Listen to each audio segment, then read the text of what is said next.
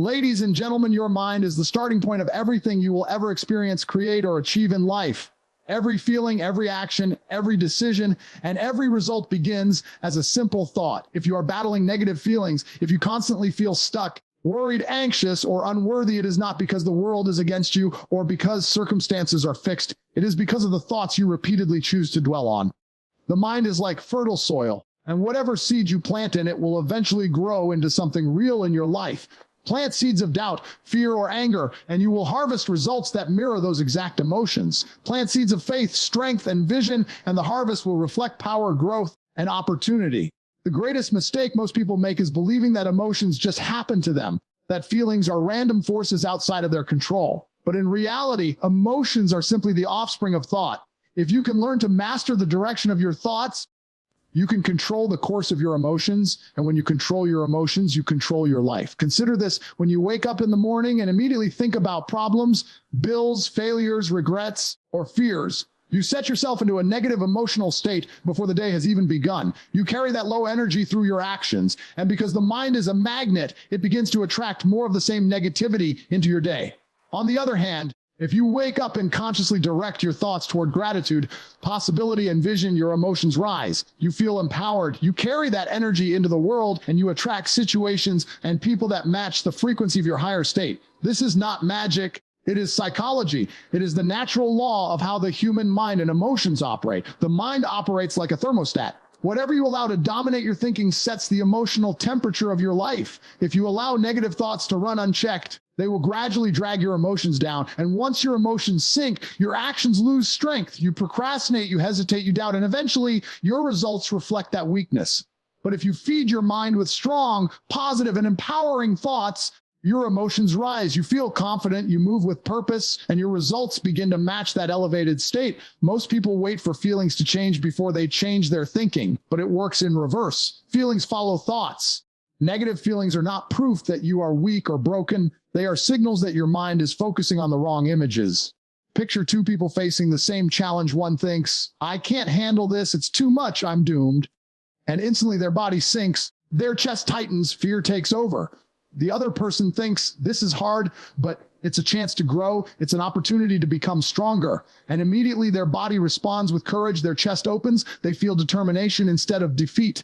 Nothing in the outside world has changed. The only difference is the direction of thought, and that shift in thought produced two completely different emotional realities. That is the power of the mind. You cannot afford to allow your mind to wander aimlessly. Every thought carries energy, and that energy produces corresponding emotions. Your job is to guard the mind, to discipline it, to refuse to let negative thoughts dominate. If you let your mind drift, it will often drift toward fear, because fear is easy, fear is primitive, fear is comfortable. But greatness requires choosing thoughts deliberately, focusing on what you want, and rejecting thoughts that weaken you. This is not about pretending challenges don't exist. It is about refusing to give your mental energy to images of defeat. If you want to overcome negative feelings, start by catching the thought that created them. Ask yourself, what am I thinking right now that is making me feel this way? You will discover that every negative feeling is tied to a negative belief or image you hold in your mind. Replace that thought with one that empowers you. For example, instead of "I'll never succeed," replace it with "Every step I take brings me closer to success." Instead of "I am not enough," replace it with "I am constantly growing, learning, and becoming stronger." It may feel unnatural at first, but the more you practice directing your thoughts, the more natural it becomes, and soon your emotions begin to shift in alignment with your new thought patterns. The truth is, your mind cannot hold two opposing thoughts at the same time. If you are focused on faith, you cannot simultaneously focus on fear. If you are locked on a vision of victory, you cannot at the same moment entertain images of defeat. The mind chooses one or the other, and whichever thought you allow to dominate becomes the foundation of your emotional state. This means that you always have a choice. Even when circumstances are dark, even when everything around you seems hopeless, you can still choose to think thoughts that strengthen you instead of weaken you. And when you make that choice, your feelings begin to align with power instead of pain. Your reality is shaped not by what happens to you, but by how you choose to think about it. Two people can go through the exact same storm. One collapses, the other rises. The difference is not the storm. The difference is the thought process. The one who collapses thought only of loss, fear, and failure. The one who rises thought of growth, lessons, and opportunity. The storm was the same. The outcome was determined by the mind. That is why mastering your thoughts is the most important step in changing your destiny. Life does not reward people who sit back and wait for someone else to solve their problems. It does not reward the person who blames their parents, their boss, the government, or the economy for the situation they are in. The reality is harsh, but it is simple. Every time you play the victim, every time you repeat the story of how unfair life is, you are giving away your power. You are handing over control of your destiny to something outside yourself. The truth is, your excuses may sound valid, your reasons may sound convincing, but they do not change results. Nobody is coming to rescue you. Nobody is coming to wipe away the struggles for you, and nobody is going to care more about your life than you do. When you operate from the victim mentality, you close the door to growth because growth demands responsibility. When you constantly tell yourself that circumstances are the reason you feel down, you chain yourself to those circumstances. If you believe you are a victim of your past, then your past dictates your future. If you believe you are a victim of society, then society controls you. If you believe you are a victim of people's opinions, then other people's words become more powerful than your vision. This is why so many remain trapped in cycles of fear and frustration. They never accept ownership of their feelings and actions. They live reacting instead of creating. They live waiting instead of building. And they live defeated because they never realized they had the power to choose differently. When you stop playing the victim, you step into the role of the creator. You begin to realize that everything in your life, even the pain, even the setbacks, is raw material that you can use to grow. Blaming your circumstances doesn't change them, but accepting responsibility puts you in the driver's seat.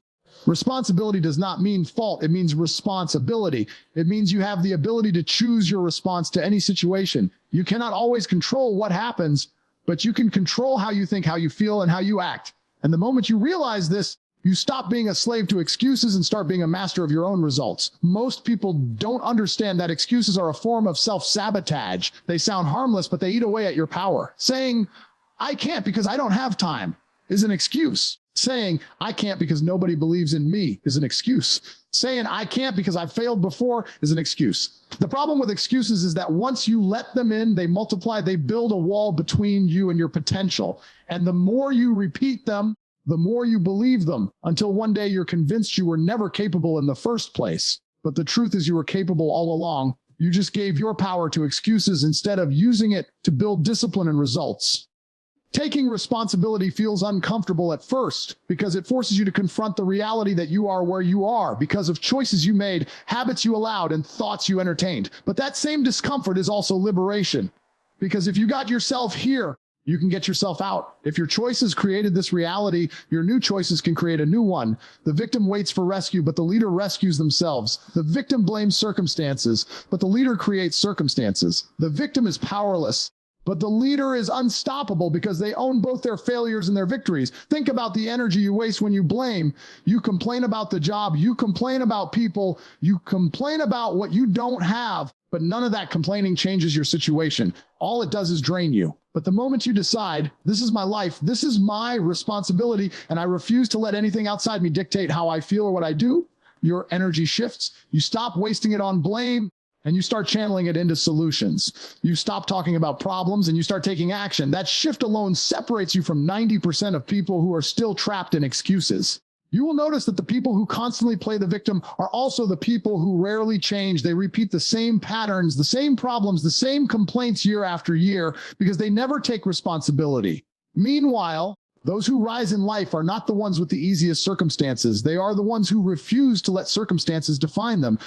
They looked at their pain and said, I will turn this into power. They looked at their lack and said, I will use this as fuel.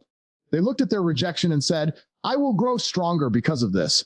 That mindset is the difference between a life of regret and a life of greatness. You have to ask yourself, how much longer will you tolerate your own excuses? How many more days, months, or years will you waste blaming things outside yourself for why you feel stuck? The truth is, the longer you wait for someone else to fix your life, the more time you lose. Every second spent in self-pity is a second stolen from progress. And while you're waiting, someone else is out there taking responsibility, moving forward, and creating results. The moment you stop playing the victim, you stop waiting and you start acting. You stop living by chance and you start living by choice. You stop being reactive and you become proactive. And in that shift, you transform from someone who is controlled by life into someone who controls life. Emotion is energy in motion, and the way you handle that energy will determine whether it builds you or destroys you. Every single negative feeling you've ever experienced, fear, anger, doubt, jealousy, sadness, carries within it a charge of raw energy. Most people misunderstand this and treat negative emotions as something to suppress, escape, or drown out. They run from them by numbing themselves with distractions, addictions, or excuses, believing that negative feelings are a curse. But the truth is, emotions are signals. They are not there to punish you, they are there to inform you. A negative emotion is simply the mind and body's way of alerting you that the thoughts you are entertaining are out of alignment with the life you want to create. That signal is not meant to paralyze you. It is meant to push you toward action, to redirect you, to ignite a new level of focus. Think about anger. Most people see anger as destructive, and it can be if you allow it to sit inside you without direction. But anger is simply energy. Anger is proof that you care about something, that there is a standard inside you that is not being met. Instead of letting anger control you, you can channel it into building discipline, into fighting harder, into proving yourself through results rather than complaints. That same fire that could burn you down can also light the path forward if you know how to use it. Fear works the same way. Fear is not always a sign of weakness. It is often a sign of growth. You only feel fear when you are about to step into territory you've never experienced before. Fear shows up at the edge of your comfort zone. Instead of shrinking back, use fear as confirmation that you are moving toward expansion. Let the adrenaline sharpen your senses. Let the energy push you to prepare more, to focus more, to commit more. When you realize that emotion is simply energy in motion, you stop identifying with it and you start using it. Most people say, I am afraid, I am depressed, I am angry. And in doing so, they merge their identity with the emotion. But you are not the emotion. You are the one experiencing it. Fear is not who you are. It is an energy moving through you. Anger is not your permanent state. It is a wave of energy that can be directed. Sadness is not your identity. It is a temporary vibration that signals the need for change. The problem comes when you take these temporary energies and make them permanent labels. Instead of saying, I am afraid, shift to, I am experiencing fear. That small change reminds you that the emotion is not the master. You are. Energy that is left still becomes poison. When you sit with negative emotions and do nothing, they grow stronger, they fester, and they begin to control you. But when you put that energy into motion, through action, through focus, through effort, it transforms. The sadness that could have drowned you becomes the fuel that drives you to create something meaningful. The doubt that could have stopped you becomes the pressure that forces you to sharpen your skills. The frustration that could have broken you becomes the push that takes you further than comfort ever could. Action is the outlet that turns raw emotion into usable power. Without action, emotion stagnates. With action, emotion transforms. Every great achievement in history was born out of intense emotion. Leaders were driven by the anger of seeing injustice. Innovators were fueled by the frustration of limitations. Athletes pushed further because of the sting of defeat. These individuals did not allow their negative emotions to control them, but neither did they ignore them. They understood that within every strong emotion lies a reservoir of energy. And the way you direct that energy is what makes the difference between destruction and greatness. If you use your emotions as excuses, they will bury you. If you use your emotions as fuel, they will elevate you. Think about the way the body works. Energy is meant to move. The heart beats, the lungs expand and contract, the blood flows. Movement is life, stagnation is death. Emotions are the same. They are not meant to sit still inside you. They are meant to move you towards something. When you feel a surge of fear, it is energy demanding you to prepare and act. When you feel a wave of frustration, it is energy demanding you to push harder and break through. When you feel jealousy, it is not a sign that you are unworthy, but that you are aware of a potential within you that you have not yet tapped into. Every emotion carries a message and a reservoir of fuel. It is up to you to interpret the message and use the fuel to move forward. The reason so many people stay stuck in negativity is because they misinterpret the signals. They feel fear and think, this means I should stop. They feel anger and think, this means I should explode. They feel sadness and think, this means I am broken. In reality, the feeling was never meant to stop you. It was meant to direct you. If you feel fear, it means growth is near. If you feel anger, it means something in your life needs to change. If you feel sadness, it means your current way of living is no longer serving you. When you change your interpretation, you change your response. And when you change your response, you change your results. Emotion is not the enemy. It is a tool. It is a force. It is energy in motion. Negative emotions are only destructive when you misuse them, when you let them dominate you instead of directing them. But the moment you recognize them as signals and fuel, you stop being afraid of them and you start using them as allies. The people who rise highest are not the ones who never feel fear, anger, or doubt. They are the ones who learned how to use fear as fire, how to channel anger into drive, how to turn doubt into discipline. They refuse to let emotions chain them down. They use emotions as the very power that propels them forward. Who you believe yourself to be will always dictate the results you create, because identity shapes destiny. The story you tell yourself every day is not just words floating in your head. It is the script your subconscious mind follows to create your reality. If you keep telling yourself that you are weak, unlucky, or unworthy, then every action you take will align with that story. You will sabotage opportunities. You will hesitate when it's time to act, and you will settle for less than you are capable of achieving. Identity acts like a compass. It doesn't matter where you say you want to go. If your internal compass is pointing toward limitation, that is the direction you will end up walking. The truth is, most people never change their lives because they never change the way they see themselves. They set goals on the surface, but underneath, they still believe they are not the kind of person who can actually achieve them. Your subconscious mind is constantly recording, constantly listening, constantly storing the images and beliefs you feed it. If you grew up hearing that you weren't good enough, if you spent years telling yourself that you always fail, if you let the opinions of others dictate your worth, then your identity has been shaped by those lies. And as long as you continue to repeat them to yourself, you will stay locked in the same cycle of results. The mistake most people make is trying to change their life without first changing their self-image. They try to earn more money, but deep down they believe they don't deserve wealth. They try to build confidence, but deep down they believe they are broken. They try to find love, but deep down they believe they are unworthy of being loved. The subconscious always wins, because the subconscious acts on what you believe about yourself, not on what you wish were true. Identity is powerful because it works silently. If you believe you are someone who always procrastinates, you won't even notice yourself delaying tasks. It will feel natural because that is who you told yourself you are. If you believe you are someone who never follows through, quitting will feel normal because your identity says, that's what I do. But here's the truth: identity can be rewritten. You were not born with a label stamped on your soul. The stories you've accepted are just programs, and like any program, they can be replaced. The moment you begin to change the way you see yourself is the moment you open the door to a new destiny. Changing your identity starts with the words you repeat to yourself. The language you use every day is shaping the person you believe yourself to be. Every time you say, I'm always broke, I'm always anxious, or I'm not smart enough, you are strengthening the chains of that identity.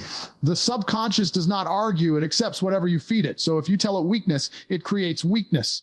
If you tell it power, it creates power. Begin replacing those destructive statements with declarations of strength, even if they feel unnatural at first. Say, I am capable, I am disciplined, I am worthy, I am becoming the person who achieves great things.